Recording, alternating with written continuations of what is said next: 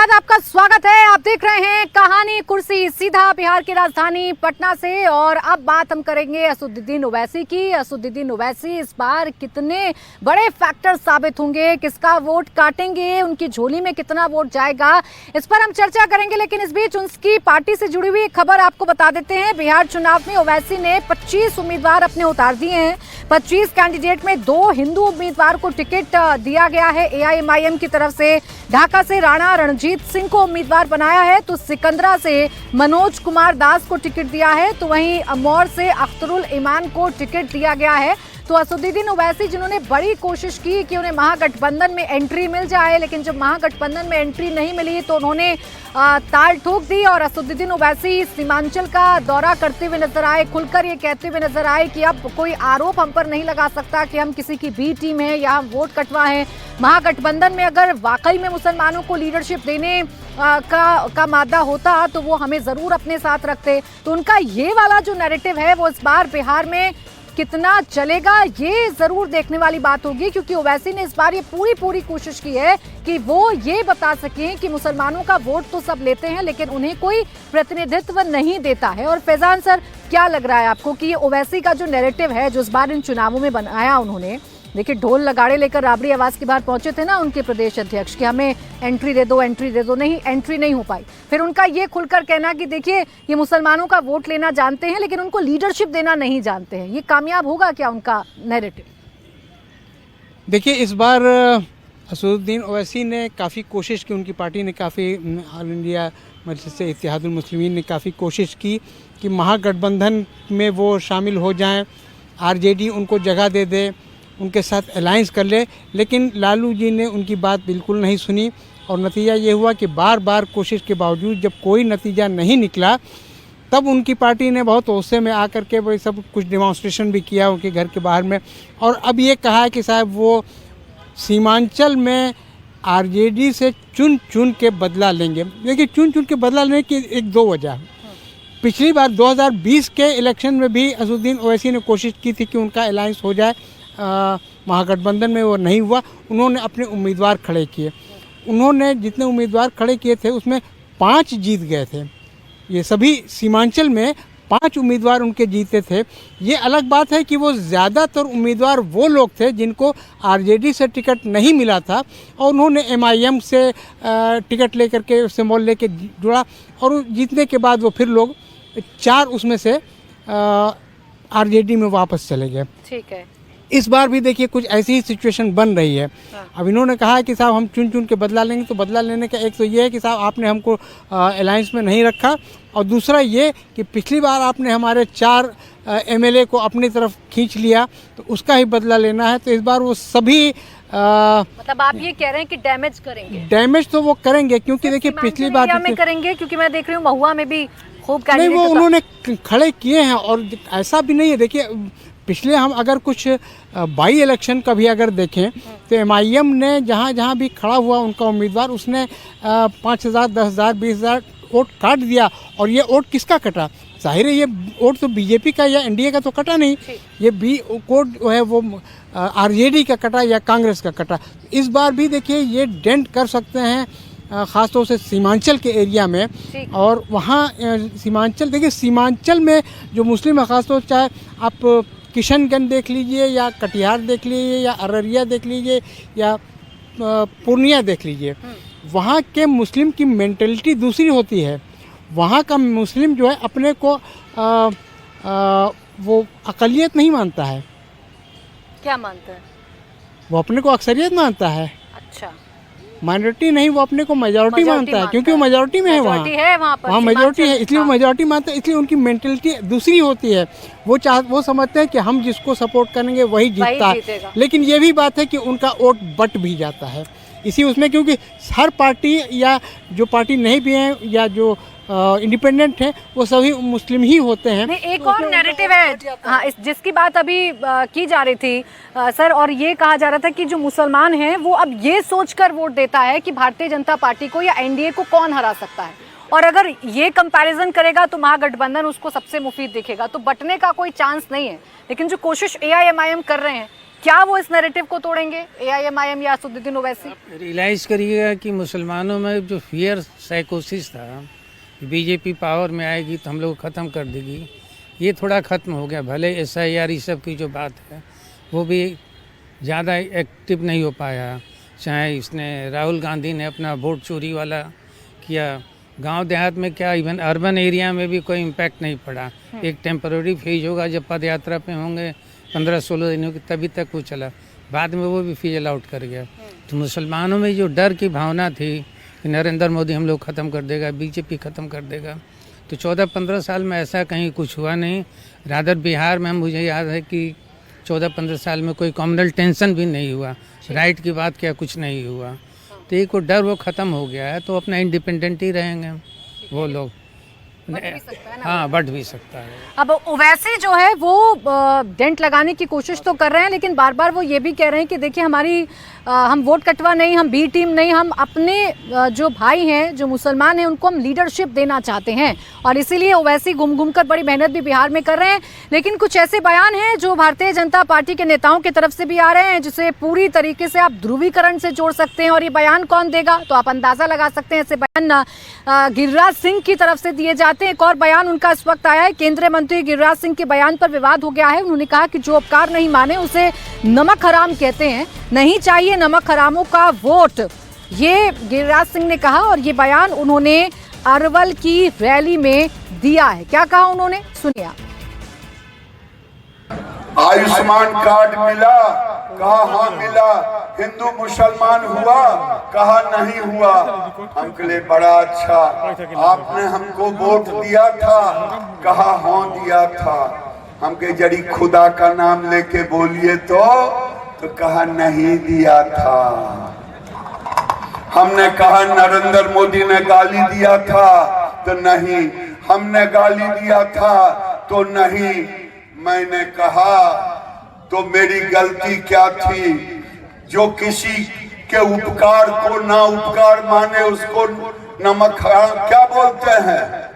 अरे जो किसी का उपकार ना माने उसको क्या बोलते हैं, उसको क्या बोलते हैं? मैंने कहा मौलवी साहब मुझे नमक हरामों का वोट नहीं चाहिए। तो आपने सुन लिया क्या कह रहे हैं गिरिराज सिंह। और ये पहला बयान नहीं है उनका, वो ऐसे बयान देते हैं और अपने इन्हीं बयानों की वजह से वो चर्चा में भी रहते हैं। अब नीतीश, इसका मतलब मुझे सीधा सीधा आप समझा दीजिए, क्या वोट को ध्रुवीकरण करने के लिए ऐसे बयान देते हैं, और खासकर गिरिराज सिंह सरीखे जो नेता हैं वो खुलकर सामने आते हैं चुनावों में और ऐसे बयान देकर अपने वोट बैंक को क्या खींचते हैं? बिल्कुल, और गिरिराज सिंह की पहचान ही वही है, जब भी उनके बयान आते हैं तो इस तरह से आते रहें। और कोशिश तो ये रहती है चुनाव में कि एक ध्रुवीकरण की स्थिति हो जाए, और ख़ासतौर से जहां सामने यदि मुस्लिम उम्मीदवार है तब तो इसकी संभावना और भी बढ़ जाती है। और हालांकि कई दूसरे मुद्दे हैं उनके पास, विकास का मुद्दा है, फिर महागठबंधन की जो कमजोरियां हैं वो उनके पास है, लेकिन ध्रुवीकरण की कोशिश जो है वो पैरेलल चलती रहती है। ओवैसी की अभी आप थोड़ी देर पहले बात कर रही थी, ओवैसी ने इस बार जो एक नई कोशिश की है वो गठबंधन करने की आरजेडी के साथ। उनको पहले से मालूम था कि आरजेडी कोई उनसे गठबंधन नहीं करेगी। उनकी कोशिश सिर्फ इसलिए थी कि जब वो जाते हैं मुस्लिम प्रत्याशियों के, माफ़ कीजिएगा, मुस्लिम वोटरों के पास, तो उनसे पिछले चुनाव में ये कहा जाता था कि भाई आप तो बी टीम हो, आप तो वोट बांट दोगे। तो इसलिए उन्होंने सिर्फ आरजेडी को एक्सपोज करने के लिए ढोल पीटा, घर के सामने गए, पत्र लिखा, फ़ोन किया। उनको पहले से मालूम था कि ऐसा कुछ नहीं होगा, ताकि अब जब चुनाव में जाएंगे तो वोटरों को ये समझाने में कामयाब होंगे कि देखो हमने तो इतनी कोशिश की लेकिन इन्होंने हमको गठबंधन में नहीं लिया। और इसका असर भी है। अब जो मुस्लिम वोटर है उसको इस तरह से देख रहा है कि ओवैसी साहब ने तो कोशिश की लेकिन आरजेडी लेना नहीं चाहता है। बावजूद मैं कहूँगा कि इस बार चूंकि मुस्लिम वोटर देखिए एक रणनीति के तहत वोट डालता है, जो बीजेपी को हराएगा वो उसको वोट देंगे। इस बार ये भी दिख रहा है कि बीजेपी का मुख्यमंत्री हो सकता है बिहार में। नीतीश कुमार थे तब तक तो ठीक था, तो इसलिए मुस्लिम वोटर जो है बहुत ही सोच समझकर वोट डालता है। इसलिए मेरा मानना है कि पिछली बार जितनी कामयाबी ओवैसी को मिली थी हो सकता है इस बार ना मिले, क्योंकि 5 सालों में जो कुछ भी हुआ है बीजेपी की तरफ से, जिस तरह से बयान आते हैं, तो इन सब को देखते हुए संभव है कि देखिए अब उनकी सफाई भी आ गई है, वो सफाई भी बता देते हैं। लेकिन जो बात आप कर रहे हैं नीतीश, अब देखिए अगर टिकटों के बंटवारे की बात करें तो 50 की जो लिस्ट है वो सामने आ गई है।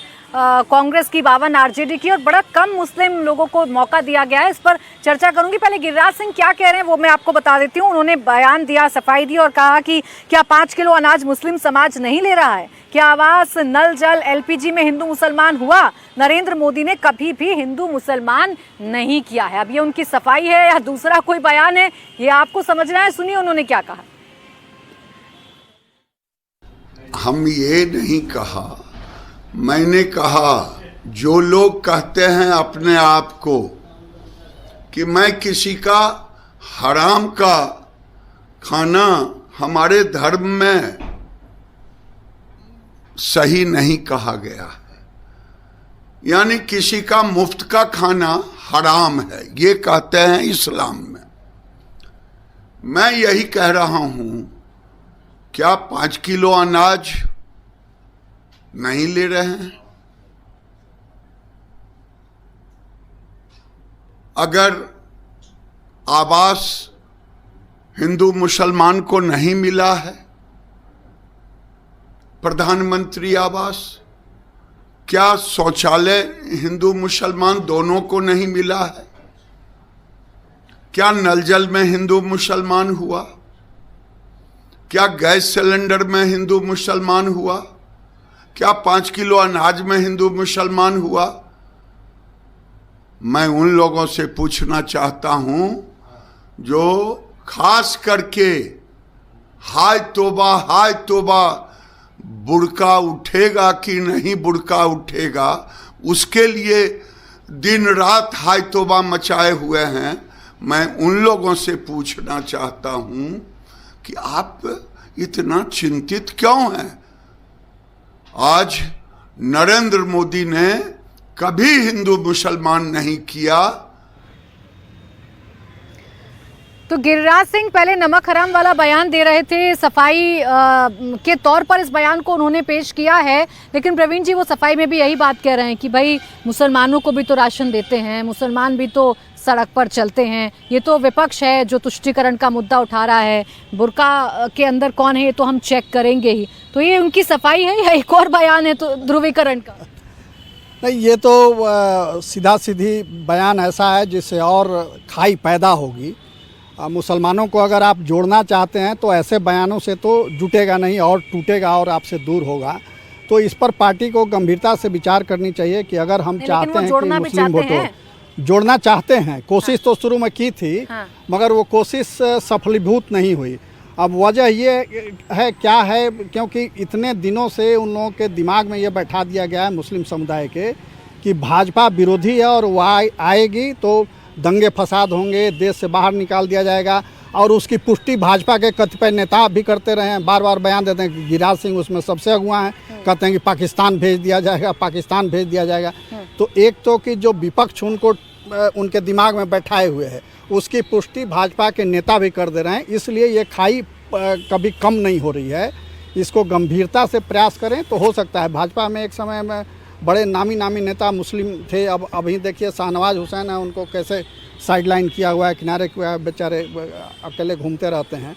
तो ये एक गंभीर समस्या है उनके लिए। और जहाँ तक ओवैसी साहब की बात है, तो ओवैसी देखिए सब कुछ जानते हैं, बिहार की राजनीति को बहुत अच्छे से वो समझते हैं, और वो लालू यादव के, तेजस्वी यादव के कंधे पर चढ़ करके सत्ता का सुख लेना चाह रहे थे। इसलिए बार बार वो अपने प्रदेश अध्यक्ष के द्वारा दबाव डाल रहे थे। तेजस्वी ने साफ कहा था कि आज तक उन्होंने हमसे कोई बात नहीं की, कभी उनका फ़ोन नहीं आया। यही बात लालू यादव ने भी दोहराई थी।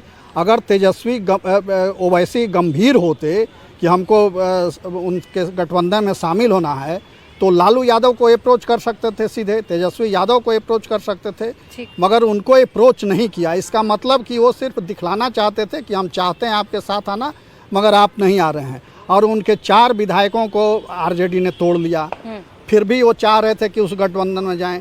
तो सिर्फ उसके पीछे हमको लगता है कि मंशा यही थी कि इनके सहारे हमारा कुछ विस्तार हो जाए, कुछ सीटें अधिक आ जाएं, और फिर हम भी अगर सत्ता में आती है महागठबंधन तो हम भी सत्ता का सुख। ठीक है, लेकिन कई बार ओवैसी ने कहा हमें कुछ नहीं चाहिए, हमें सिर्फ 6 उम्मीदवार दे दो, हमें किसी पद का लालच नहीं, कुछ नहीं। लेकिन हाँ, ओवैसी ने पूरे नैरेटिव बनाने की कोशिश की। लेकिन फैजान जी, अगर मैं लिस्ट को देखूं, मैं चलिए जेडीयू ने सिर्फ 4 उम्मीदवार को उतारा और 1 उम्मीदवार एलजेपी की तरफ से उतारा। एनडीए का हमें समझ में आ गया कि मुस्लिम वोट नहीं मिलता तो हम प्रतिनिधित्व भी नहीं देंगे, लेकिन इस 17% मुसलमानों का वोट जाएगा महागठबंधन में कंसोलिडेट होकर।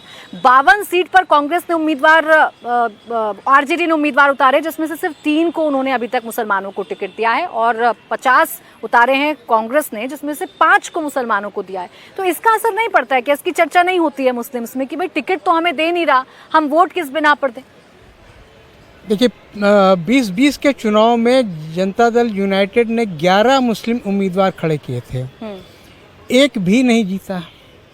तो इससे ये और मुझसे जनता दल यूनाइटेड के कई सीनियर लीडर, उन लोगों ने भी हमसे पर्सनली भी ये कहा कि मुसलमान ने तो हम वोट देते नहीं हैं, तो हम उनके उम्मीदवार को कहाँ खड़ा करें, किस भरोसे खड़ा करें? महागठबंधन ने कहा, एनडीए ने, जेडीयू के कुछ सीनियर लीडर्स ने मुझसे ये जरूर कहा था। लेकिन देखिए ठीक है, 2020 में नहीं दिया, अब वो इस बार उन्होंने शायद 4 उम्मीदवार अपने मुस्लिम 4 उतारे हैं। लेकिन आरजेडी की तरफ से कितने उतारे गए इसकी गिनती अभी तक नहीं आई है और इसका पता अभी तक तो 3 ही का आया है। अभी 3, लेकिन 3 नहीं उतारेंगे, ज़्यादा उतारेंगे। लेकिन उनके दिमाग में एक बात ये भी है कि मुसलमान हमको वोट नहीं देगा तो किसको वोट देगा, कहाँ जाएगा उसका वोट, ये भी उनके दिमाग में अच्छी तरह बसा हुआ। और शायद ये इसमें किसी हद तक सच्चाई भी है कि मुसलमान जाहिर है कि आरजेडी को वोट देगा, कांग्रेस को वोट देगा, लेफ्ट पार्टीज को वोट देगा, यानी महागठबंधन को वोट देगा। कुछ फीसद वोट ज़रूर जेडीयू को जाता रहा है। मैंने खुद इस चीज़ को एक्सपीरियंस किया है 2010 के चुनाव में, 2015 के चुनाव में नीतीश कुमार के नाम पर वोट मिलता था। वो कोई बीजेपी के साथ हैं इसलिए उनका वोट नहीं करता था, लेकिन कुछ वोट किसी हद तक 20-22% तक भी ये वोट गया है मुस्लिम का उनके हक़ में। लेकिन 2020 की बात थोड़ा दूसरी थी, इसी नतीजा ये हुआ कि इनका एक भी उम्मीदवार नहीं जीत सका।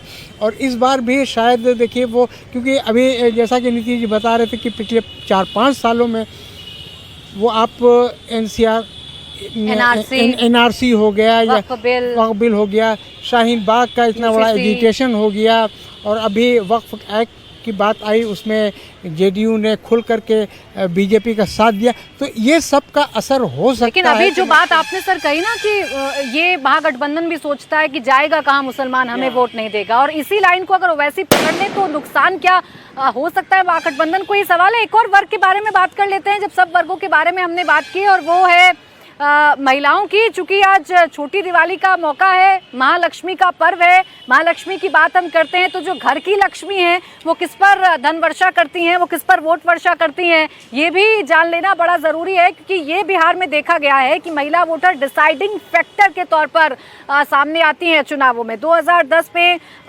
60%, 2015 में 54%, 2020 में 59% जो महिलाएं हैं उन्होंने वोट दिया था। तो जब इतनी बड़ी संख्या में महिला घर से बाहर निकलती हैं और पुरुषों के तुलना में अगर आप देखेंगे तो महिलाओं का जो वोट है वो ज़्यादा डिसाइडिंग फैक्टर में रहता है, और इस बार महिलाओं को बड़ी लुभाने की कोशिश की गई है। तेजस्वी आप देखिए माई बहन योजना की बात हमेशा करते रहे हैं और 10-10 हज़ार रुपये खाते में चुनावों से ठीक पहले चले गए। अब देखना ही होगा कि कौन सा वर्ग किसके साथ जाता है। बहरहाल बहुत शुक्रिया आप सभी का हमारे साथ जुड़ने के लिए, इस चर्चा में शामिल होने के लिए।